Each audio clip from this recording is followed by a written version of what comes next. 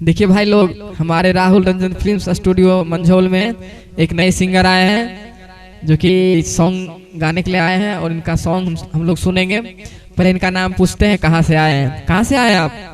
डफरपुर से। सॉन्ग गाने के लिए? हाँ। गाते हैं? हाँ। इससे पहले कभी कुछ गाए हैं? हाँ गाए हैं। कहाँ गाते हैं? कहाँ गाते हैं? कहाँ गाते हैं? यहीं पर गाए हैं। यही गाइएगा। स्कूल स्कूल में गाते हैं? हाँ गाते हैं। स्कूल में गाते हैं? ऐसे आपका नाम क्या हुआ? मेरा नाम अनुराग कुमार है। अनुराग कुमार। अनुराग जी, तब सॉन्ग हमको सुनाइएगा। ठीक है, सुनाइए। लागिला निक लागिला निक लागिला मैया के बिंदिया लीलार बर निक लागिला। मैया के बिंदिया लीलार बर निक लागिला।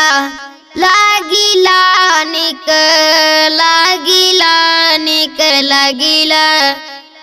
लागिला निक लागिला निक लागिला मैया के बिंदिया लीलार बर निक लागिला।